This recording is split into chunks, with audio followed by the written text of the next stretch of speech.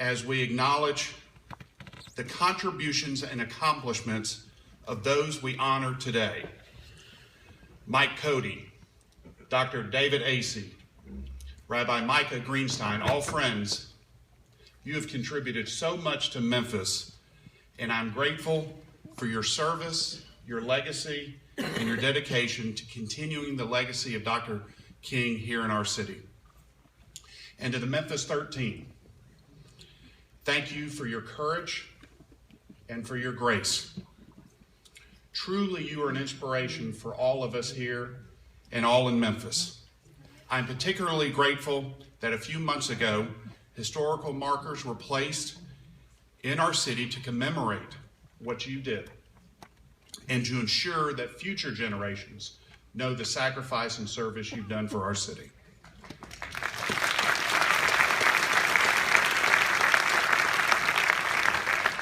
As I mentioned in a piece I wrote for the Commercial Appeal yesterday, your courage as first graders more than 5 decades ago demands that we do everything possible to ensure that today's first graders have a better chance of success.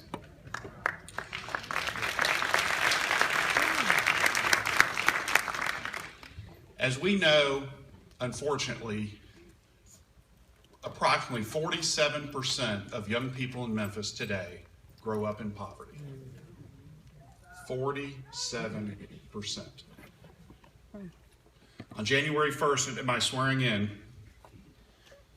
I stated that those children living in poverty are absolutely not a lost cause. And from the response I've received since then, I know that you believe the same thing. More than anything, every day I show up in the mayor's office, I want to make Memphis a better place for our children. And thanks to the Memphis 13, we have an example to follow.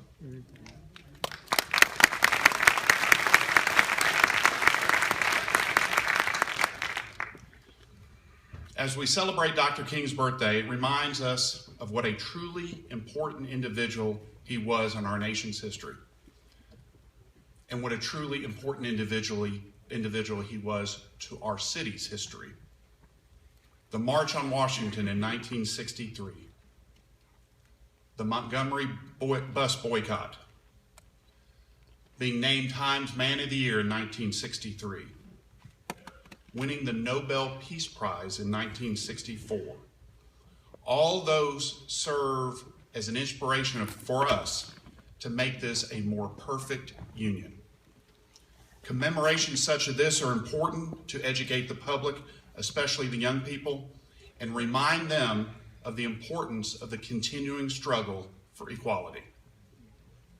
Dr. King once said, life's most persistent and urgent question is, what are you doing for others?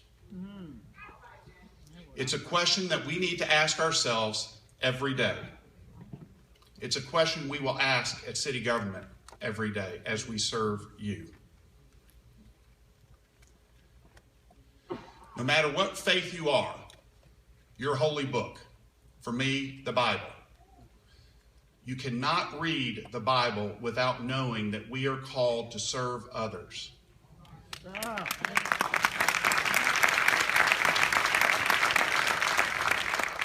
And that's true if you're Christian, Jewish, or Muslim.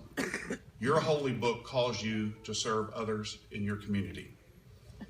And it's the same with Dr. King's example. You can't come away from studying Dr. King without knowing that you've been challenged, you've been called to service. So today we celebrate a day of service and give thanks for the life and legacy of Dr. Martin Luther King Jr. May he continue to inspire our work here in Memphis, from the mayor's office and City Hall to every street and home in our city, so that we can provide a better life for generations to come. Thank you so much.